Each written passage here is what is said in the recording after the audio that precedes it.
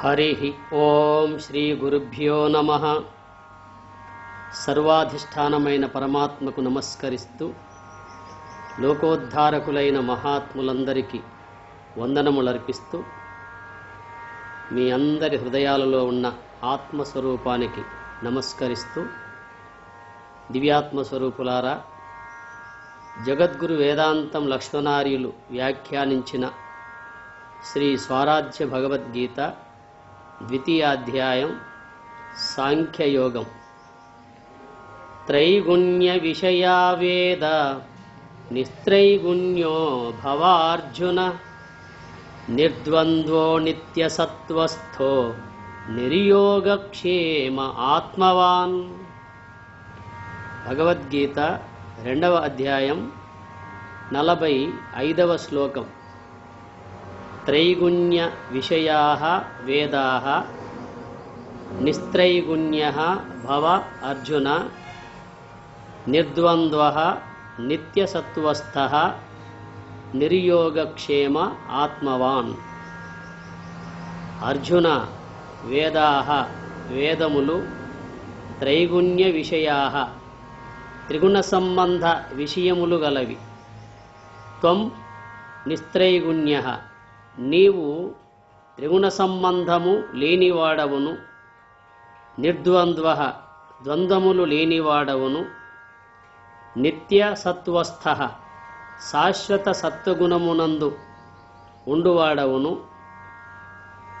నిర్యోగక్షేమః యోగక్షేమములు లేనివాడవును. ఆత్మవాన్ భవ ఆత్మగలవాడవును అగుము. అర్జున, వేదములు త్రిగుణ సంబంధ విషయములు గలవి.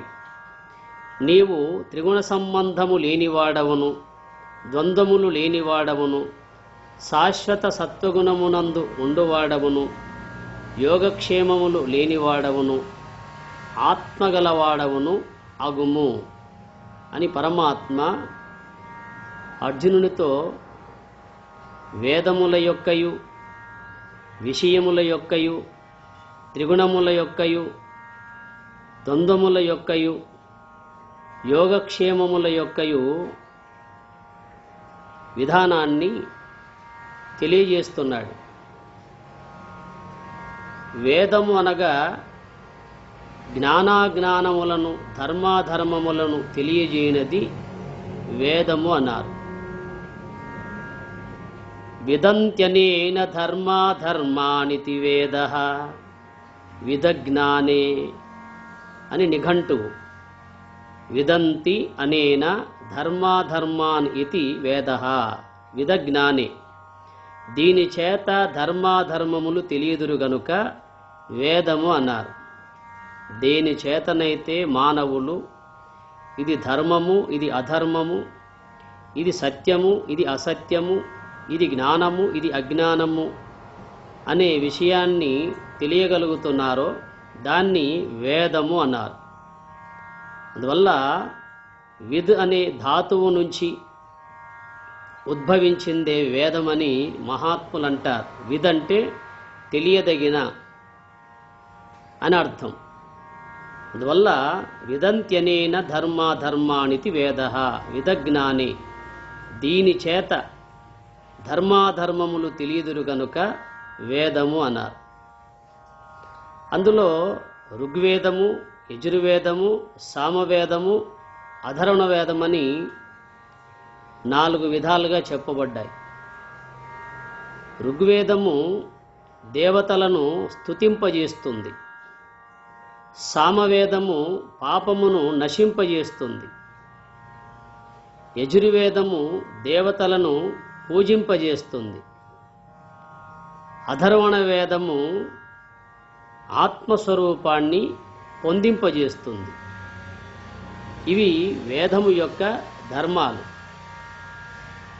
అందువల్ల రుచంత్యే దేవాః అనయేతి రుక్ రుచస్తుతౌ. ఋగ్వేదం అంటే రుచ్యంతే దేవాః అనయేతి రుక్ రుచస్తుతౌ. దీని చేత దేవతలు స్తోత్రము చేయబడుదురు గనుక ఋగ్వేదము అన్నారు.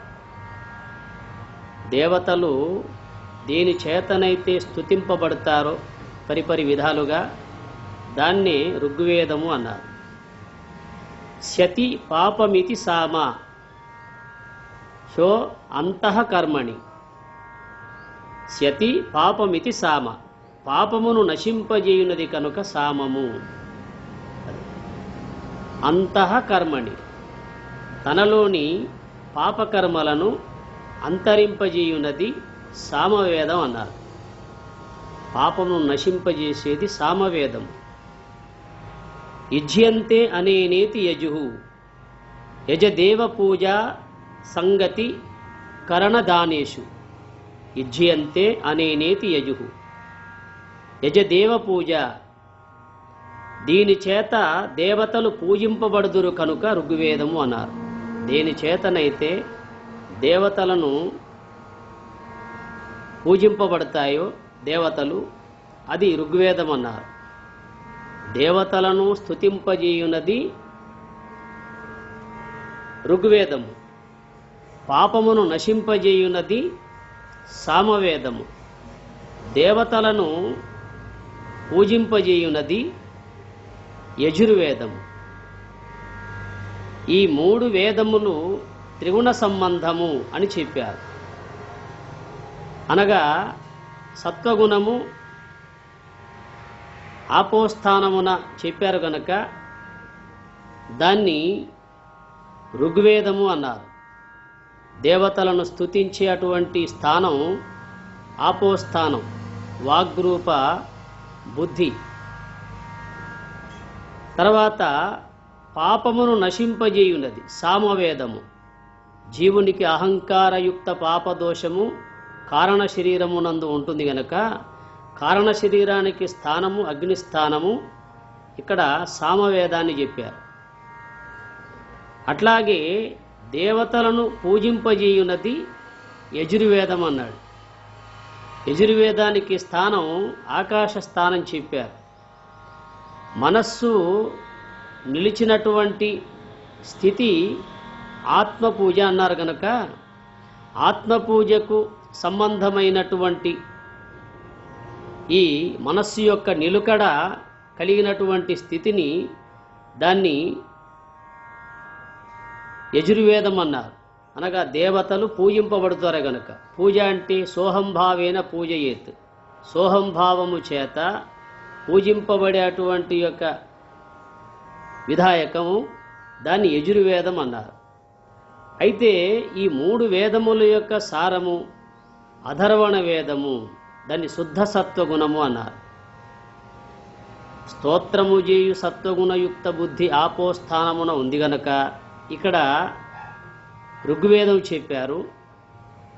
తమోగుణ సంబంధ పాపయుక్త అహంకారం అగ్నిస్థానమున ఉన్నది గనక ఇక్కడ సామవేదం చెప్పారు. అట్లాగే రజోగుణయుక్త మనస్సు నిలుచుట చేత ఆత్మపూజ ఏర్పడుతుంది గనుక యజుర్వేదమునకు ఆకాశ స్థానం చెప్పారు. ఈ 3 వేదములు 3 గుణములకు సంబంధించినవి. సత్వగుణము జాగ్రత్త అవస్థ బుద్ధి, రజోగుణము స్వప్నావస్థ మనస్సు, తమోగుణము సుషిప్తి అవస్థ అహంకారము. అందువల్ల ఋగ్వేదము యజుర్వేదము సామవేదము ఈ త్రివేదములకు సారమైనది అధర్వణ వేదము, శుద్ధ సత్వగుణము పృథివీ స్థానము నందు చెప్పారు. అందువల్ల అర్జున, ఈ త్రిగుణములతో కూడినవి వేదములు. నీవు త్రిగుణాతీతుడవై ఉండుము, ద్వంద్వాతీతుడవై యోగక్షేమములు లేనివాడవై ఆత్మస్వరూపుడవు అగుము అని తెలియజేస్తున్నాడు. అందువల్ల ఋగ్వేదము దేవతలను స్తుతింపజేస్తుంది, సామవేదము పాపమును నశింపజేస్తుంది, యజుర్వేదము దేవతలను పూజింపజేస్తుంది, అధర్వణ వేదము తురీయము నొందించి తురీయాతీతమును పొందింపజేస్తుంది. అందువల్ల ఋగ్వేదమునకు ఆపోస్థానం చెప్పారు మహాత్ములు, యజుర్వేదమునకు ఆకాశస్థానము శ్రోత్రేంద్రిని చెప్పారు, సామవేదమునకు అగ్నిస్థానము నేత్రేంద్రియం చెప్పారు. అధరణ వేదము పృథివీ స్థానము ఘ్రాణేంద్రియమునందు చెప్పారు. అయితే ఈ వేదములన్నీ శబ్దజాలమే. అందువల్ల శబ్ద బ్రహ్మమే వేదములన్నారు.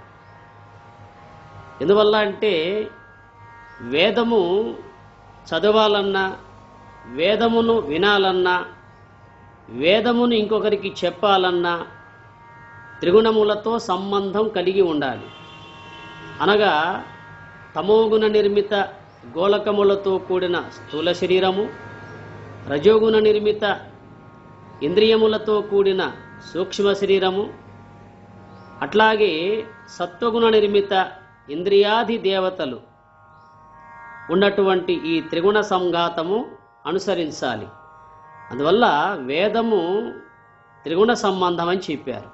అది ఇప్పుడు మనం ఒక శబ్దాన్ని వినాలంటే గోళకమనబడే చెవి ఉండాలి, గ్రహించే ఇంద్రియం ఉండాలి. ఆ ఇంద్రియము గ్రహించడానికి శక్తి అనగా దేవత ఉండాలి. మనం ఒక వస్తువును చూడాలంటే గోళకమనబడే కన్ను ఉండాలి, ఇంద్రియమనబడే చూపు కలిగించేది ఉండాలి. ఆ ఇంద్రియానికి ఆధారంగా ఉన్నటువంటి ఒక శక్తి అధిదేవత ఉండాలి. అట్లాగే జిహ్వేంద్రియము ద్వారా మనము పలకాలన్నా, జిహ్వేంద్రియము రుచిని గ్రహించాలన్నా, జిహ్వేంద్రియము అనబడే జిహ్వ అనబడే గోళకం ఉండాలి, ఇంద్రియము ఉండాలి, ఇంద్రియాది దేవత ఉండాలి. ఈ త్రిపుటి ఉంటేనే ఇంద్రియాలకు ఉనికి. అందువల్ల తమోగుణ నిర్మాణం అంతా గోళకములతో కూడినటువంటిది దేహము. రజోగుణ నిర్మాణం అంతా ఇంద్రియములు, సత్వగుణ నిర్మాణము ఇంద్రియాది దేవతలు. అది ఎట్లా అంటే ఉదాహరణకు మనం సినిమా చూడాలంటే 3 ఉండాలి. తెర ఉండాలి, ఫిల్మ్ ఉండాలి, కరెంటు ఉండాలి. ఈ మూడింటిలో ఏది లేకపోయినా సినిమా చూడలేము. తెర ఉండి ఫిల్మ్ లేకపోయినా కరెంటు ఉన్నా సినిమా చూడలేము. ఒకవేళ ఈ ఫిల్ము కరెంటు ఉన్నా తెర లేకపోయినా సినిమా చూడలేము. అందువల్ల తెర అనేది గోళకం వంటిది, ఫిల్మ్ అనేది ఇంద్రియం వంటిది, కరెంట్ అనేది ఇంద్రియాది దేవత వంటిది. అట్లాగే తమోగుణ నిర్మాణం అంతా గోళకములు, రజోగుణ నిర్మాణం అంతా ఇంద్రియములు, సత్వగుణ నిర్మాణం అంతా ఇంద్రియాది దేవతలు. అందువల్ల ఈ త్రిగుణ సంఘాతమే వేదము అన్నారు. వేదము మనము వినాలన్నా, చెప్పాలన్నా, చదవాలన్నా ఈ త్రిపుటి ఉండి తీరాల్సిందే. అందుకే శబ్ద బ్రహ్మమే వేదము అన్నారు. వేదం అంటే ఈ శబ్దించేటువంటి ఒక శబ్దజాలమే వేదం అన్నారు. దీన్ని శబ్ద బ్రహ్మం అన్నారు. ఎందువల్ల అంటే బ్రహ్మము నుండి శబల బ్రహ్మం ఏర్పడుతుంది. ఆ శబల బ్రహ్మమే శబ్దజాలంగా పలుకుతుంది. మానవుడు ఏది పలుకాలన్నా, ఏ అక్షరాన్ని మనం ఉచ్చరించాలన్నా ప్రాణం ఉండాలి. ప్రాణమును ఆధారం చేసుకొని ఏదైనా పలకగలం. అందువల్ల ఈ ప్రాణమునకు మరో పేరేమిటంటే హంస అన్నారు. అది ఈ హంస పరమాత్మలో పుట్టింది. అనగా ఈ శబల బ్రహ్మము అనబడే హంస తెలివి శుద్ధ బ్రహ్మములో పుట్టి, ఆ శుద్ధ బ్రహ్మము నుండి ఈ ప్రాణము ఉద్భవించి, ఆ ప్రాణము ద్వారా మనం పలుకుతున్నాం గనక దీన్ని శబ్ద బ్రహ్మము అన్నారు. ఈ శబ్ద బ్రహ్మమునకు ఆధారమైన శ్వాస తెలివి శబల బ్రహ్మం అన్నారు. ఈ శబల బ్రహ్మమునకు ఆధారమైనది శుద్ధ బ్రహ్మం అన్నారు. అందుకే శుద్ధ బ్రహ్మమునకు స్థానము కైవల్య స్థానము కంఠస్థానము, శబల బ్రహ్మమునకు స్థానము పృథ్వీ స్థానము హంస సంచారము జరుగుతున్న చోటు, శబ్ద బ్రహ్మమునకు స్థానము పలికే అటువంటి యొక్క బుద్ధికి నిలయమైన ఆపోస్థానము. అందువల్ల శబ్ద బ్రహ్మమే వేదములు. శబ్ద సంకల్పములకు అతీత బ్రహ్మమే మన నిజస్వరూపం. ఈ శబ్దములకు అతీతమైనటువంటి ఏ స్వరూపమైతే ఉందో ఆ శుద్ధ బ్రహ్మమే మన నిజస్వరూపం అన్నారు. అందుకే శబ్ద బ్రహ్మాతి వర్తతే పరం బ్రహ్మాధిగచ్చతి అంటూ ఉపనిషత్తులో చెప్పబడింది. శబ్ద బ్రహ్మమును అతిక్రమించిన స్థితి ఏదైతే ఉందో దాన్నే పరం బ్రహ్మము అన్నారు, అనగా శుద్ధ బ్రహ్మం అన్నారు.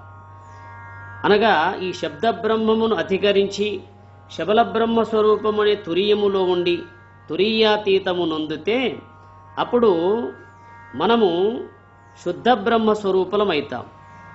అందువల్ల ఆ విధంగా త్రిగుణాతీతులమైనట్లయితే వేదాతీతులమవుతాము అర్థాలు. త్రిగుణాతీతులు వేదాతీతులు అంటే ఇప్పుడు ఋగ్వేదము, యజుర్వేదము, సామవేదము, తురీయము, అధర్వణ వేదము. ఈ తురీయమునందు ఉండడమే వేదాతీతము. ఇంకా వేదాంతము అంటే ఈ వేదములన్నీ దేని గురించి అయితే చెప్పబడుతున్నాయో దాన్ని పొందడమే వేదాంతము అన్నారు. ఎట్లయితే ఒక లతను మనం నాటినప్పుడు అది పుష్పిస్తుంది. ఆ పుష్పం కొరకే మనము లతను పెంచుతాం. అట్లాగే వేదమును చదివేవారు, వేదమును చెప్పేవారు ఆ వేదము ప్రతిపాదించే అటువంటి ఒక ఆత్మస్వరూపాన్ని తెలుసుకోవడం కోసమే వేదం చెప్పబడింది. ఎప్పుడైతే ఆ వేద సారమైనటువంటి ఒక బ్రహ్మమును పొందుతామో దాన్ని వేదాంతము అన్నారు, వేదాతీతము అని అన్నారు. ఎట్లయితే పుష్పము లతాంతమైనట్లుగా బ్రహ్మము వేదాంతమవుతుంది. బ్రహ్మము యొక్క స్వరూపమే. లతము యొక్క సారము, లత యొక్క సారము పుష్పము, వేదము యొక్క సారము బ్రహ్మము. దాన్ని వేదాంతం అన్నారు. అందువల్ల వేదాతీతులమై గుణాతీతులమై ద్వంద్వములను దాటి, ద్వంద్వములంటే ప్రాణాపానములు, ఆకలి దప్పులు, జనన మరణాలు, సుఖ దుఃఖాలు, లాభ నష్టాలు, జయాపజయాలు, ఇవన్నీ ద్వంద్వములంటారు. ఈ జంటలన్నీ ద్వంద్వములని చెప్పబడతాయి. ఎంతవరకైతే ఈ ప్రాణాపానములుంటాయో అంతవరకు ఆకలి దప్పులుంటాయి. ఎంతవరకైతే ఆకలి దప్పులుంటాయో అంతవరకు జనన మరణాలు ఉంటాయి. ఎంతవరకైతే జనన మరణాలు ఉంటాయో అంతవరకు సుఖ దుఃఖాలు, లాభ నష్టాలు, జయాపజయాలు ఉంటాయి.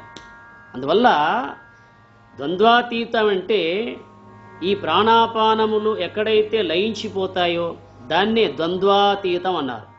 అందువల్ల అట్టి ద్వంద్వములను దాటి నిత్య సత్వస్థూలమై లేని బ్రహ్మాకార వృత్తిని సంపాదించుకోవడం క్షేమమన్నారు. తద్వారా శాశ్వత బ్రహ్మానందమును కాపాడుకోవడము క్షేమము అన్నారు. యోగ క్షేమం అన్నారు. యోగం అంటే లేని దాన్ని సంపాదించుకోవడం యోగము. ఆ సంపాదించుకున్న దాన్ని సంరక్షించుకోవడము క్షేమము. లేనిదంటే ఈనాడు మానవుడికి అన్నీ ఉన్నాయి. లేనిదల్లా జ్ఞానబలము, యోగ బలము, అంతర్ముఖ వృత్తి రూప బ్రహ్మాకార వృత్తి లేదు. లేనటువంటి యొక్క బ్రహ్మాకార వృత్తిని సంపాదించుకోవడం యోగం అన్నారు. ఎట్లా అంటే ఇప్పుడు ఉదాహరణకు మనకు గొప్పగా ఏదైనా కలిసి వస్తే ఇతరులు అనుకుంటారు వాళ్ళకు ఆ యోగం కలిగింది అంటారు. లేదా ఇతరులకు ఏదైనా కలిసి వస్తే మనం కూడా అదే మాట అంటాం, వాళ్ళకు ఆ యోగం సిద్ధించింది అందుకే లభించింది అని. యోగము అంటే దొరకరానిది మనకు దొరకడమే యోగము. ఆ దొరికిన దానిని సంరక్షించుకోవడము క్షేమము అన్నారు. మహాత్ముల ద్వారా మనకు మన అదృష్టవశాత్తు ఆ జ్ఞాన మార్గం, యోగ మార్గం, ఆ అంతర్ముఖ వృత్తి రూప బ్రహ్మాకార వృత్తి మనకు లభించింది. ఆ దొరకక దొరికినటువంటి అట్టి గొప్పదైన దాన్ని మనం సంరక్షించుకొని నిత్యం ఆచరిస్తూ ఎప్పుడు ఆ బ్రహ్మానంద స్థితిలో ఉండడం అనేదే దాన్ని క్షేమము అన్నారు. ఎట్లా అంటే ఒక విలువైన వస్తువును మనం ఎక్కడ పడితే అక్కడ పెట్టి దాన్ని చులకనగా చూడం. దాన్ని భద్రంగా గోప్యంగా దాచుకుంటాం.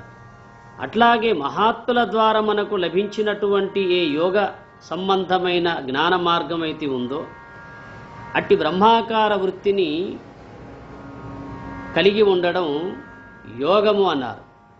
అట్టి బ్రహ్మాకార వృత్తి ద్వారా లభించినటువంటి యొక్క ఆ బ్రహ్మానంద స్థితిని సంరక్షించుకోవడమే క్షేమము అన్నారు.